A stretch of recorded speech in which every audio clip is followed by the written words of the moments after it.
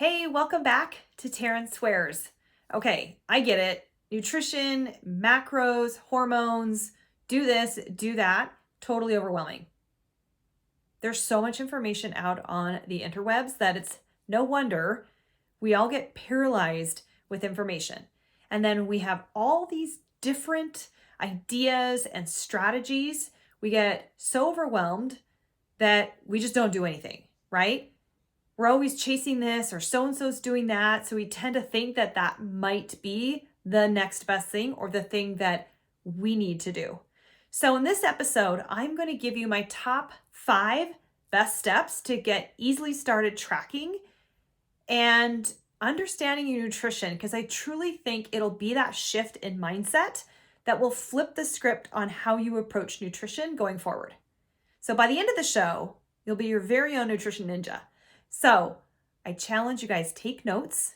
And when you do finish this episode, go do something. Okay? Just anything. Awesome. Okay, here's the deal. You're going to be different from your coworkers, best friends, cousins, aunt. So don't think whatever she did to lose 42 pounds in 4 days is going to work for you. Okay, you guys, you know that's a joke, right? Nobody should be losing that kind of weight in that short amount of time. So I was being like completely out of this world on purpose. But my point is, just because somebody else lost a bunch of weight doing XYZ might not be the best method for you. We all respond to nutrition differently. So as you take ownership of your lifestyle, your food choices, and that means your interests in food too. You have to actually enjoy the foods that you're consuming, your social environments, the people that you allow influence you, your body. I mean, you're the only one that knows what your body's saying and communicating to you. I think over the years, we've really kind of lost touch with those cues and those signals, but I want to challenge you guys to trust your body and what it's saying to you. Because if you just follow Susie Q's plan and not listen to anything that your body is saying to you, you'll be wasting time and then that much more frustrated, okay? So that we don't want that. So here we go. I've got 5 steps to get you just starting tracking and really truly understanding your nutrition and how it relates to your hormones. First things, download an app. You can use MyFitnessPal, Macros First. I use Trainerize with my private clients. That's a great one too. There's a number of different calculators or tracking apps that you can download and use. If an app's overwhelming to you, get out a pen and paper. Don't overcomplicate it. How about that? Okay. So start logging and tracking everything before you figure out your macros, like literally everything you eat and without judgment. And that's such a critical part to this whole process as you're getting started. Okay, so if you've never tracked or logged anything, just start. So start with what you ate for breakfast, your snack, your lunch, your dinner, everything, write it down. Now, I'm not talking about seasonings and, some vegetables you can maybe omit. However, I do think the more detailed you are in your nutrition log, the more intel you're just going to have, because you could design this beautiful dinner, eat it, and then an hour later your stomach is just in knots and you're like, what is going on? That was such a clean meal. I don't get it.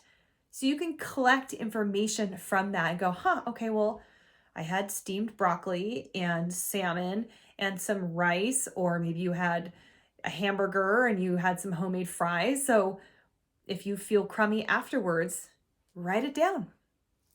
You can start to write down things relating to how you slept. Such great information. And I know we have all these devices and apps that you can use to track your sleep, but sometimes you're just going to wake up and know exactly how you slept, because you're going to feel refreshed, hopefully a little bout of energy, or completely depleted and can barely claw your eyes open to get out of bed. So track when you go to bed, maybe the quality of sleep that you felt you had, and when you woke up. You can get super detailed, not necessarily on the apps, but if you're tracking with a pen and paper, the timings of when you do eat, when you go to bed. I really want you to track your water. That's a very, very important part of this whole process, is understanding your hydration. I think majority of us women, men too, we are underhydrated. We could barely get through the day finishing a bottle of water, or we'll have a glass next to our desk and we'll drink, 3/4 of it, go fill it up, drink half of it, go fill it up again because it's gotten lukewarm, and we haven't really fully taken inventory of how many fluid ounces we've consumed. So I want you to also track your water. All right. So everything that you are consuming, from food to your beverages, Starbucks trips, cocktails, everything, without judgment, track it. Okay. First things first, that's what you're going to do. And then second, I want you to make a list of healthy foods, okay, that you like. So whatever your version of healthy is, write them down. It's just a starting point, right? Like, we're not talking to the extreme macronutrition oriented person that's going to go grace the stages in a figure competition. I'm talking to you, the one that has been overwhelmed with all the different variations of nutrition trends out there and diets. So just take inventory and write down a list of foods. And if you're feeling real sassy, categorize them by protein, carbs, and fats. And if you're not quite sure what foods fall into what, I have a protein cheat sheet on my website. You can go to tarynperry.com and you can search for the protein cheat sheet. Otherwise, I'm going to drop it here in the show notes so you have a direct link to it. And I would recommend putting it on your phone and saving it in your favorites. That way, when you go grocery shopping, you're going to go, okay, what was I going to have for dinner? I'm kind of like bored. Or even before you go grocery shopping, you can take a little peruse through things and go, oh yeah, I haven't had that in a long time. Or maybe we try that just to switch things up. But write down the things that you truly enjoy that is healthy. Your proteins, whether you're having chicken or different types of fish, any seafoods really, lean meats, write them down. Same thing with carbohydrates. You've got to include your family in this too. This can't be just an isolated mommy's eating this right now and the rest of you guys can fend for yourself or continue eating like shit. Hopefully they're not, but you get my point. Get your family involved and document the foods that you do actually enjoy eating, because that's going to make this process a little bit more palatable. Number 3, reverse engineer your day. Don't leave anything up for chance, because you know what? That's when mistakes happen. That's when, oh crap, it's 4:00 and I've only had one meal, or I don't know what dinner is. So reverse engineer your day. Take a look at your calendar and the activities that you've got lined up the next day.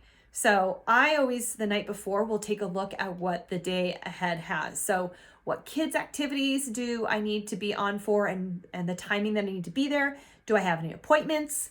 Am I have any travel plans, any meetings planned? And then I will reverse engineer that and plan out my nutrition accordingly.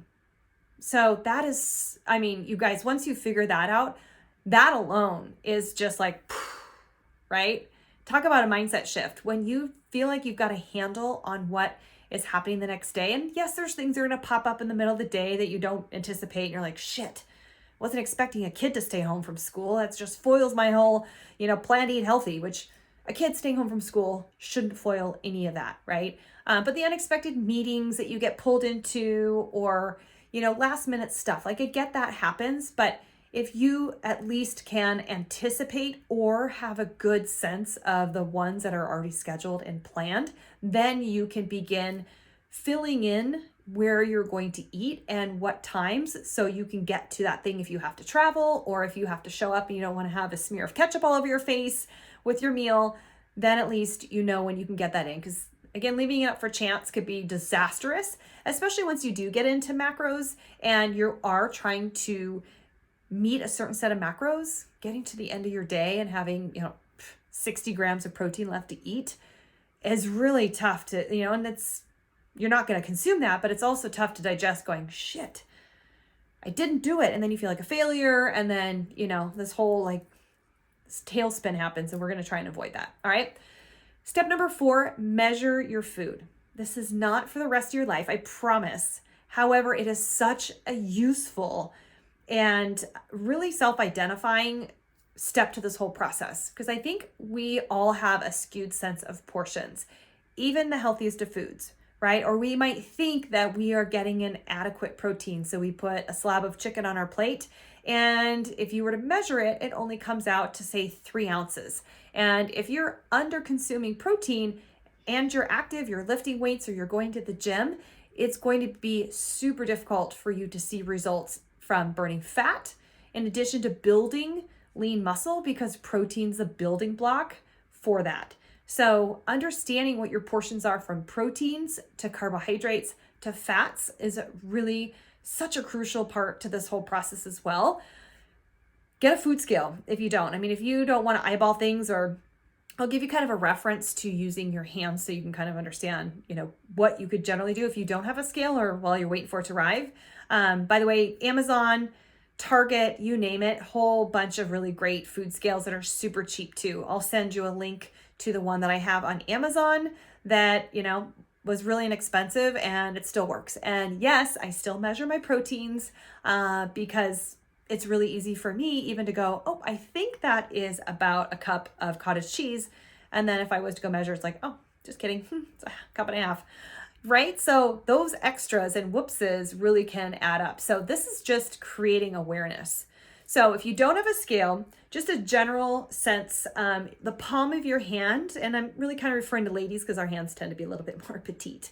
A palm of your hand, or a deck of cards, you can picture that too, will hold about 3 to 4 ounces of protein. So if that is chicken, then you're looking at anywhere between 22 and 26 grams of protein, and just account for about 7 grams of protein per ounce of beef. All right. So depending on how large that beef is, which we know could be a little bit denser and also comes with an element of fats, you can plan for your palm of your hand being a good measure just initially. All right.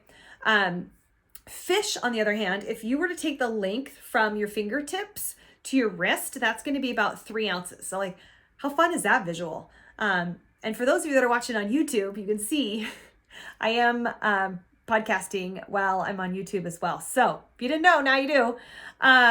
But from your fingertip to your wrist is a kind of a good general sense for about 3 ounces of fish. And fish has such a high volume of protein too, average between like 22, 25 grams of protein as well. Depending on the fish, it could be very lean and low in fat, or it could be a little bit denser and a little bit higher in fat as well. So you just kind of want to be mindful of that. Carbs, gals, your fist will account for about a cup. So whether you're measuring a starchy carb or in a grain like rice or quinoa, black beans even, then obviously a cup of that will be about the size of your wrist or your fist, excuse me. But measuring cups can be really beneficial as well. And then fat is about the nail of your thumb. So if you think about, that's about a tablespoon.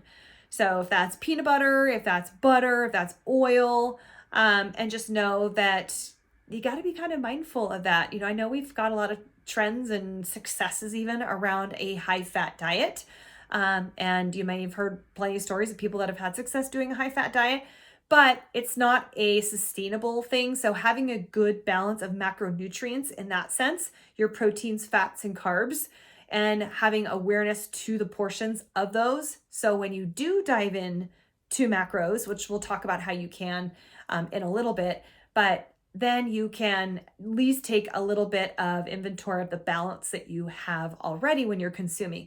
So definitely measure or, weigh your food if you've got a food scale.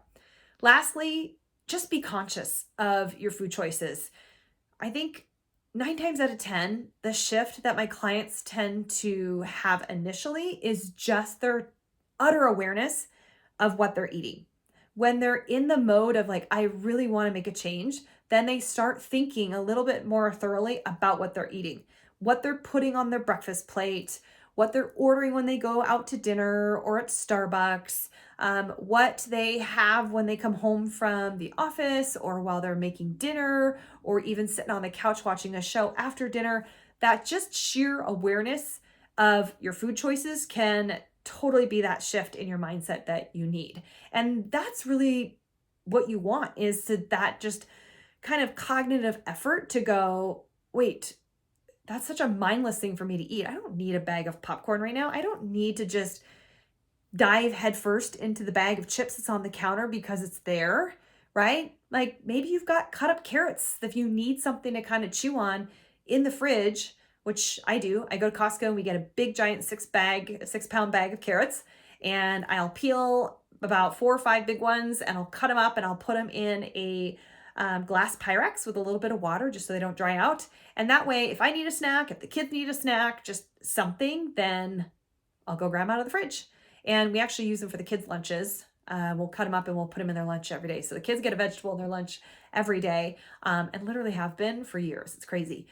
But one of my favorite snacks, a lot of people always ask me what my favorite snacks are, carrots dipped in almond butter. Don't knock it till you try it. Seriously, it's like the best. But you get that salty sweet and you get that crunch. So give it a try. But I love having carrots on hand just because they don't really change the kind of the macro makeup, if you will, when you get into that. But they just satisfy you, and they're healthy. They're carrots, right? Carrots help you see in the dark. So eat more carrots. But at the end of all of this, if you just want to have a balance of your life and to just truly enjoy what you're eating, and you're not training for a figure competition, like don't overthink this stuff. Just do something, right? Especially if you're frustrated and whatever you've been doing isn't working, then just take the steps to actually do something and take ownership of the process. Okay. Don't just think that, oh, nothing's going to work.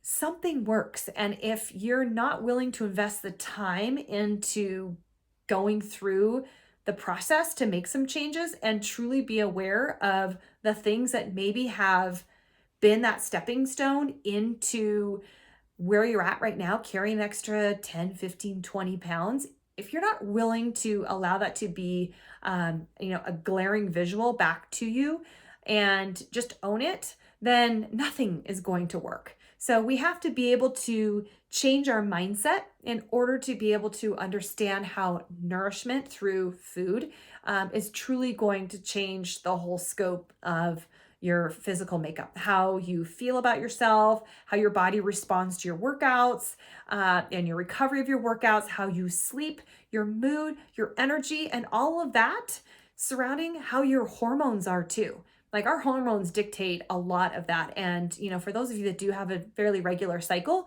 through various phases of your cycle each month that there's different things, like different energies and moods that you feel and experience before you hit your menstrual cycle.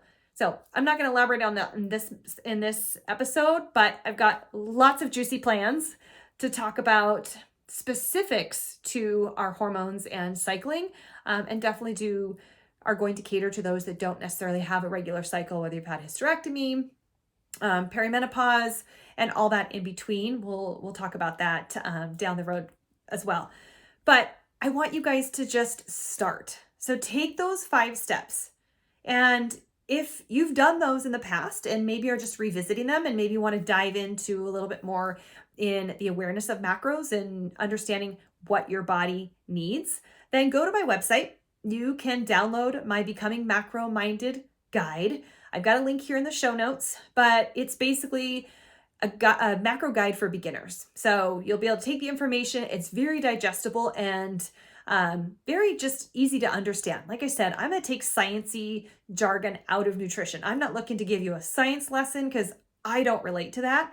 I relate to like the real and the now. So I want to give you a bit of education on macronutrients, what they are, and how they are best leveraged when you understand them and when you consume them in a balanced nature, how they start to make an impact on your body in a good way. So you can even use the embedded interactive macro calculator in the guide to set your own macros. Otherwise, you can pop on my website. I have a Set Your Macros feature. I'm happy to walk you through that and do them for you, but just start there and just, give yourself the confidence to know that you can totally do this. All right? You got this. I promise you do. Do those 5 steps. And I want to know how you do, right? Will you please share with me. It's pretty easy, right? I laid them out pretty simple, 5 steps. So will you share with me? Whether you're on Instagram and you're taking photos of your food or your preparation for meal prepping and planning, tag me. I'd love to know. I love that kind of stuff. And I'm also inspired by you guys and what you eat, and stimulates ideas for my meal plans and what I give out to my clients. I dish out seasonal meal plans every month to my members. And so I always draw inspiration for what I see out on Instagram, people that share with me or people that I follow. So as you prepare something, or you take a photo, or you're just inspired in the moment of, hey, I'm out for a walk, or okay, I'm out to dinner, and I'm activating that consciousness of what I'm about to order, and I think of Taryn. So think of me, would ya?